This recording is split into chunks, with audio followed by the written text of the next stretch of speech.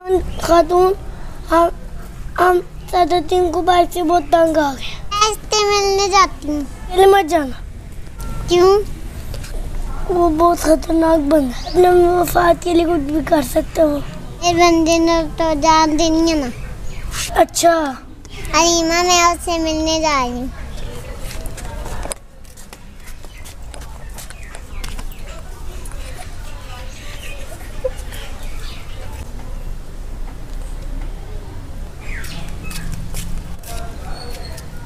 मेरे से आदत तीन तो मिलने।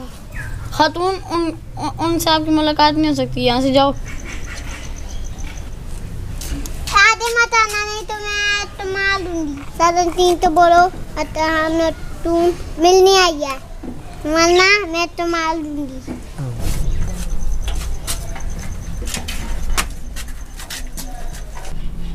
असला तुम मिलने आई है। उसको अंदर भेज दो।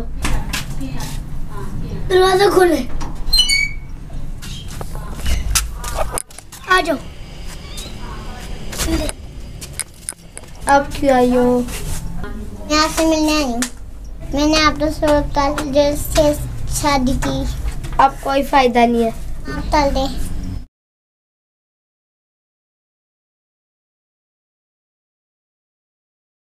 मुझे माफ कर दो।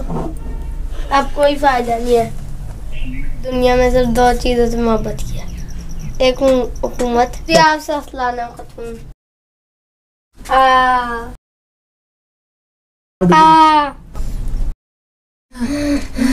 आज मैं आप तुम्हारा लूंगी।